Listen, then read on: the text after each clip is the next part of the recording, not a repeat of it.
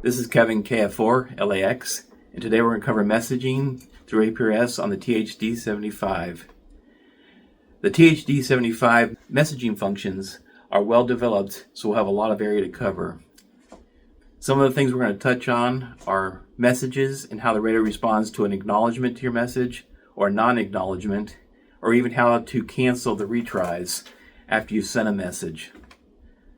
Some of the other things we're going to cover are announcements, bulletins, the National Weather Service, and how the radio displays them in groups, and how the radio displays those, as well as provide ways to filter bulletins, announcements, and group messages. In a future video, we hope to cover things that are outside services that we can access with APRS messaging. We can send email, we can send text, and we can even access the WinLink service through APRS messaging. All right, we're going to demonstrate creating a message several different ways, and also the different responses that can happen to a message, both a non-acknowledgement or acknowledgement, or if you wanted to cancel a message before it finished its 5 tries. So first of all, we're going to create the first message.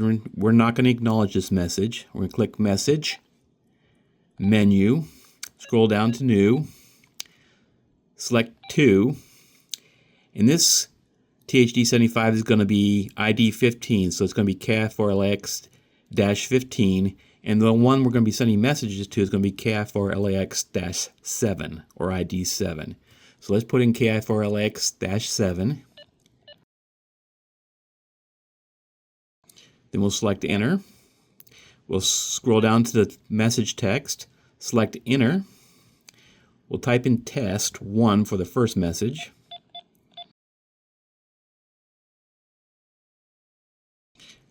And then we'll select Enter. And you'll see the Send button is there. And what will happen is as soon as I click Send, it'll send the first message instantly. Then it'll try 4 more times for a total of 5, a minute apart. So let's click Send.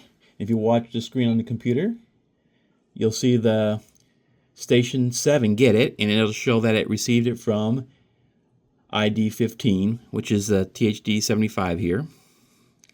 So now what we're going to do is go through and watch the countdown. So we'll go into Message, and there's our message we sent. We'll select it by hitting Enter, and then you'll see there's a 4 indicating it has 4 more retries. That is a message from us being sent to the call sign of KI4LX-7. Now if we scroll through here, we'll also see there's another page, and it has a line 8. That line 8 indicates that this message has an ID of 8, and it's expecting acknowledgement to that ID. But since we're not going to acknowledge this message, we're just going to watch it count down, and I'll get back to you when this is all done.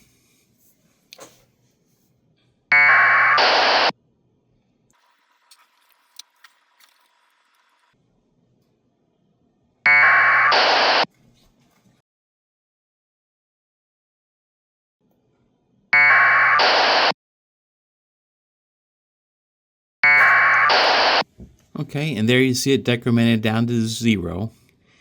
And since it never received an acknowledgement, it put a period in its place. All right, the next message we're going to send, we're actually going to acknowledge it. So let's select Message, and we're going to create it a different way too. So we're going to go to Menu, and we're going to go up to Edit. What that does is put our original message in there, and then we can just edit the message.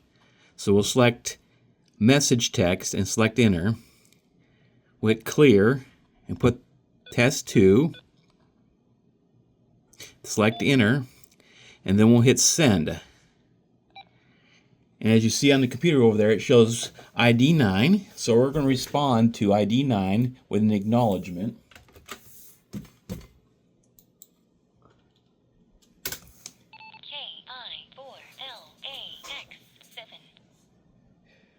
So that shows us that KI4LAX-7 sent us an acknowledgement. And if we go into details, you'll see the asterisk beside our message too, showing that it has been acknowledged. And it will not try any more retries. So it only sent that one time and then stopped when it got the acknowledgement. So if we go back to message, there's our 2 messages we sent so far. And if you go into it, the message 1 was never acknowledged and it has a period beside it. Message 2 was acknowledged and has an asterisk beside it. All right, the next one we're going to show is how to respond to a beacon that you have received. So we're going to go ahead and paste in there a beacon with location, speed, direction, and time. And then we'll hit over here on the 75, we'll hit message, and we'll send him a message. And we'll make this test.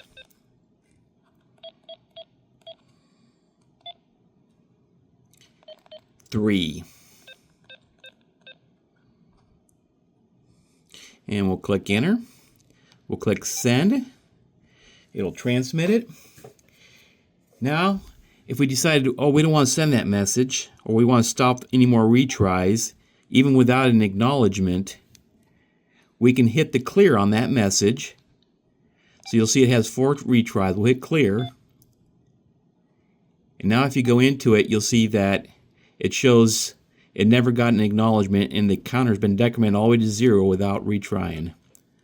So you can cancel after you send the first try and not send the other 4. And then you can hit clear again if you want to and clear that message.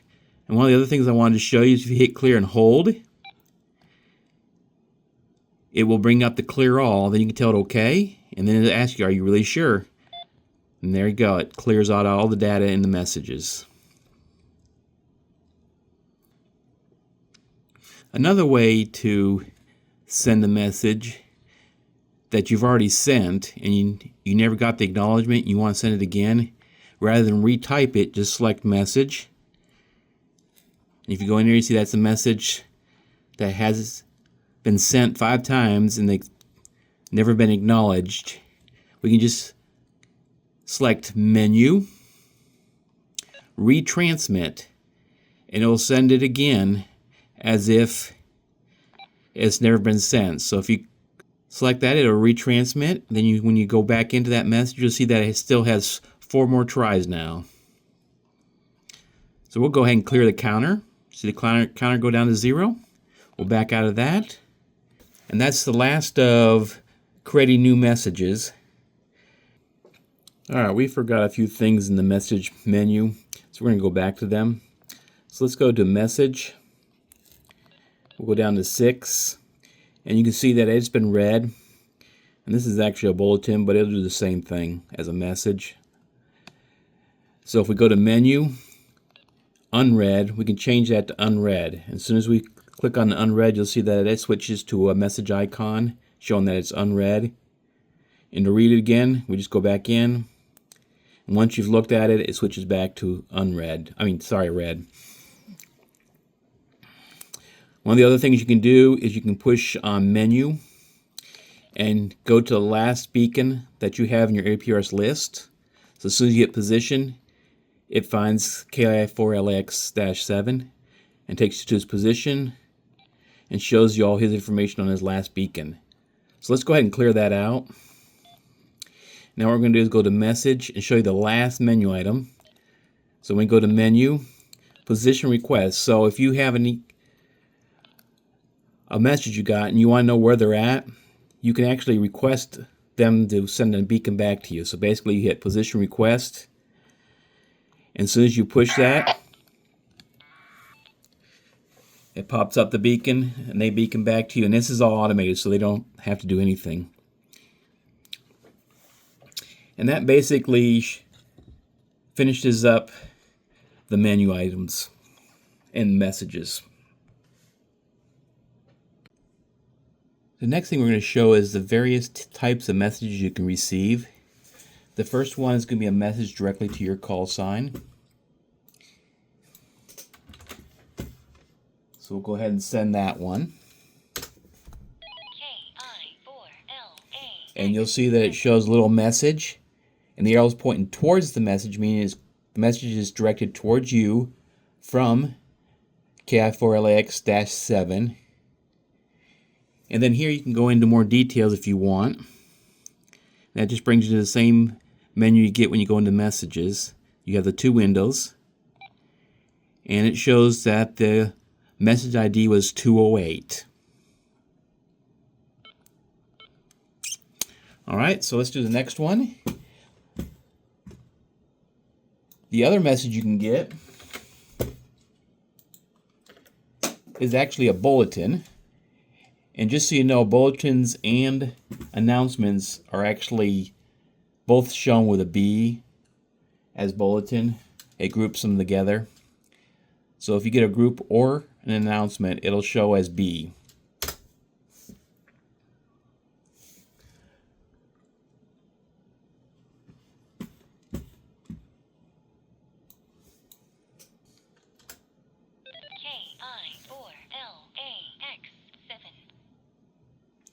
So there's our bulletin. It shows a B, and the arrow points towards it, meaning that the message is from KI4LAX-7 to us.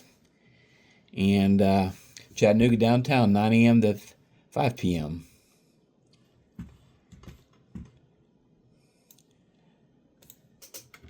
The next one we'll send is actually a group. So this will have a G. And the arrow point towards the G, meaning the message directed towards us from KI4LX-7. And a meteor shower tonight after midnight. Then the last one is actually a message from the National Weather Service. Sorry about that. A message from the National Weather Service. So we'll send that one. So you'll see the exclamation and the arrow pointing towards the exclamation, meaning the message was directed towards us from KI4LAX-7, tornado warning in Hamilton County. Of course, that's not really true, and I'm off frequency, so no one's seeing this. So it won't get mixed up in the normal APRS traffic. But that shows you what a National Weather Service message would look like. And just like what you could with a call sign, if you wanted to, you could click message and reply back to that person and send your message. Now we'll cover group codes and how to filter different groups. The first one we'll do is message group codes. So we'll go to Menu, APRS, scroll down till we get to Other, then select that. Then we'll go scroll down until we get to Message Group Code. We'll select Enter. And you remember we had the astronomy that had the G in front of it? That was a group message. And it's because I already put it in here under Message Group Code. By the way, those other codes that are in there are put in by default by Kenwood. All, QST, CQ, KWD. Those can be removed, or you can just leave them there. And basically you separate each group that you put in there by a comma. So we'll put a comma here. We'll add another group. We'll call it B, I, M, I. And one of the things that you can do with the message group code that's unique to just the message group code is you can put a wildcard in there. So we're going to put a wildcard on this one. So all the others have to be matched exactly on the to box for it to come up as a group. But if you put a wild card in there, then it just has to match the first four letters of BIMI. And then whatever comes after that, it'll accept as part of the group. So we'll select Enter. Back out of that. And I'm going to send you one that goes to BIMI Camp group code, and even though we only have BIMI in there, it will go ahead and accept it as a group because we put the wildcard in there. So there's our BMI camp group code. And even though BMI is all we put in there with the asterisk accepts everything after that. And that pretty much covers message group codes. The next one I'll cover is bulletins and announcement group codes. So first of all, I'll show you with nothing in the bulletin groups. We'll just send a regular bulletin. And you'll see that shows up.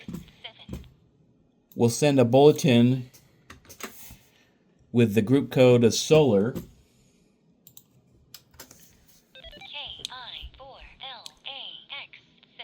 And you see that one shows up. So basically right now with nothing in the group codes that under bulletins, that we're getting everything no matter what it is, as long as it's a bulletin or an announcement. So we'll go back out of this, we'll go to menu, we'll go to APRS, we'll go to others, we'll go down to bulletin group code, and now this one does not have a wildcard. So whatever you put in there has to match exactly. But the interesting part is you got to remember the BLN and number or letter that follows those first four are not part of the group code. What's part of the group code is afterwards. So the BLN1 solar, the solar would be the group code. So we'll just name this solar to show you this in action. Then we'll hit O.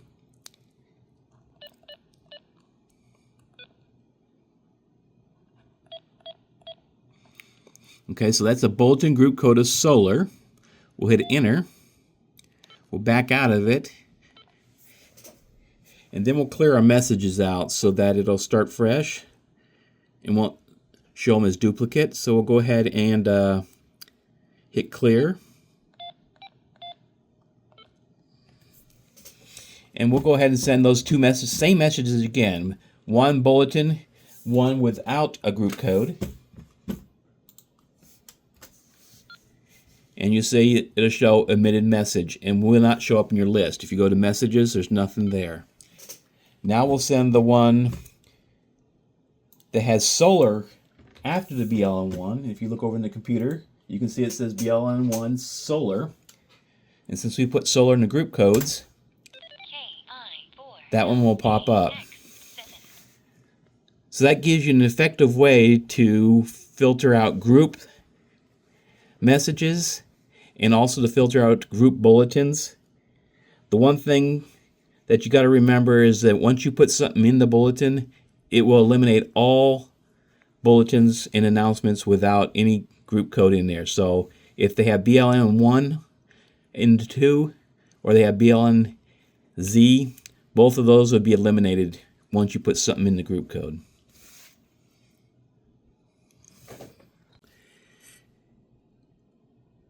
An important thing I forgot to show you under bulletins and announcements was the detail page 2. So I'm going to go back to that. So let's go to message. Click select that. Then we'll select that message. And then we'll go to page 2. And there you can see under bulletins, it'll show you the line number. Because bulletins can be grouped over multiple messages, so 0 through 9.